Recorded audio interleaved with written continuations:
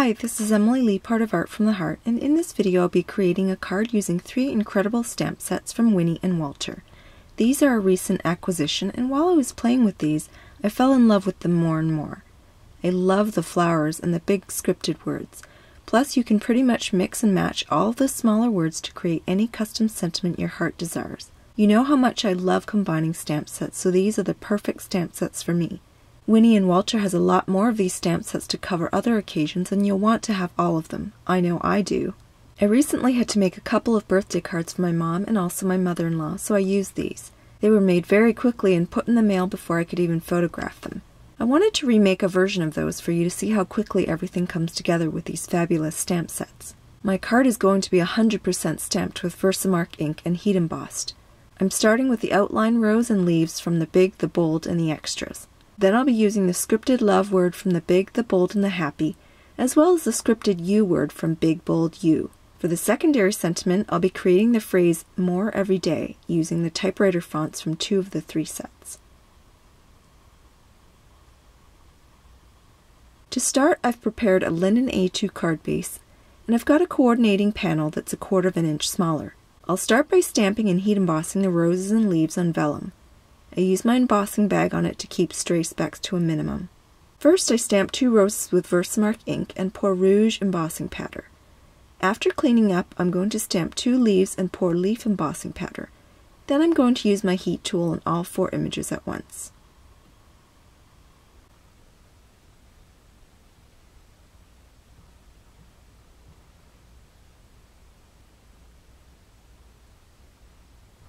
Now all the images are ready to be trimmed out. I sped up the video for this portion, but it only took me 3 minutes to trim out all 4 pieces. Vellum is much easier to fussy cut than cardstock, so that was a plus.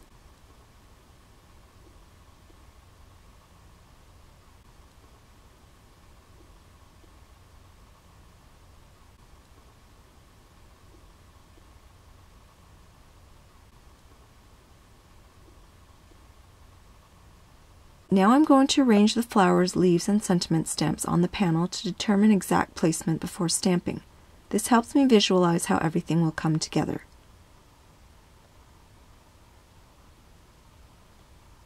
Obviously, I'm going to mask off the second half of the word everything and just use every. I love looking for words within words and sentiment stamp sets, and ones like these make the stamp set all that much more versatile.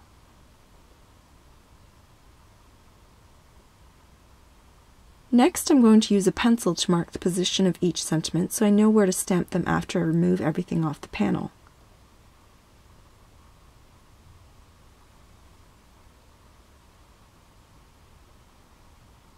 Since I'll be heat embossing again, I make sure to rub the embossing bag over the panel before stamping.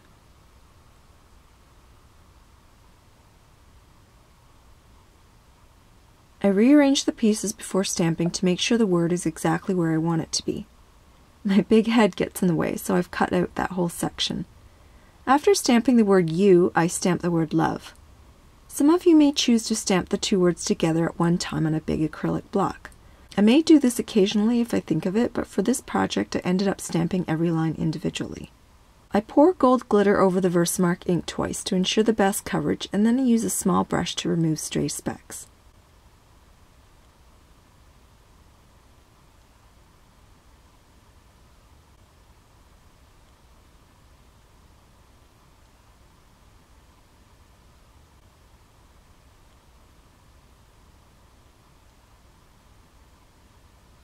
After heating the gold words, I work on the secondary phrase. I stamp and pour embossing powder after stamping each word to ensure that the powder sticks as well as it can before the ink has had a chance to dry. I use washi tape to mask off thing before inking up every, and I make sure to remove the washi tape before stamping. After the last of the 3 words is stamped and coated with granite embossing powder, I heat set them. Now that all the stamping is done, I can erase the pencil lines. I arrange the roses and leaves on the panel, and I don't like how the green leaves look with the gold words, so I'm going to remake the leaves in aqua.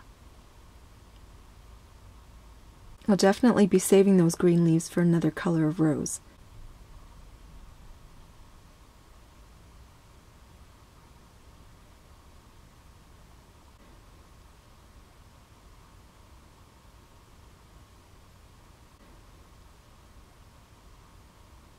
I swap out the green leaves and I think that the aqua ones look a lot better. They're unusual and pop more than the green ones, which is a plus. Now I'm ready to adhere the vellum roses and leaves to the panel, but as you're probably aware, it's difficult to adhere vellum since the adhesives are usually visible.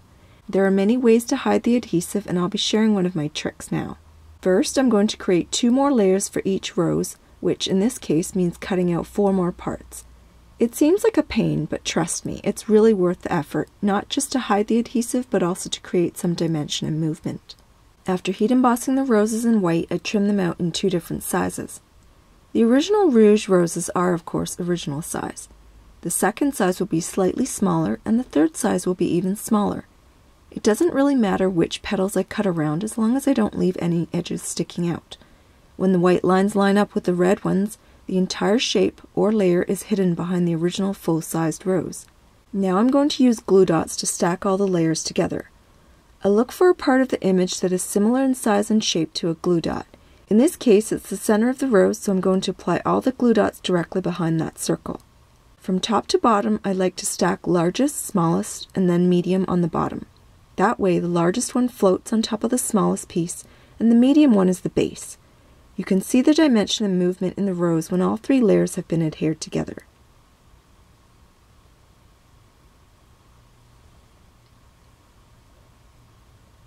Now it's time to assemble the card.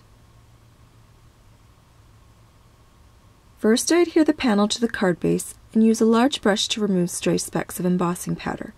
There were some on my grid mat after all that heat embossing, and when I flipped the panel over, they stuck to the front of the card. Next, I apply a couple of glue dots to the backs of the 2 roses and hover them over the card together with one of the leaves before pressing them down in their final positions. By doing it this way, I'm sure that the spacing is correct when I adhere the leaves in place next to the sentiment.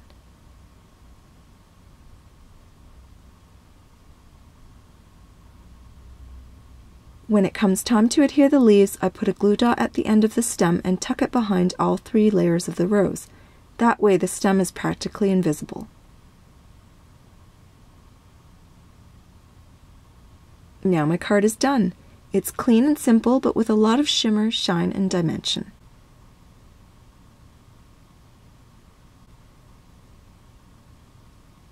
Please refer to the supply links below if you're interested in any of the products I used in this video. You can also visit my blog for stills and more information about my work. Thanks so much for watching!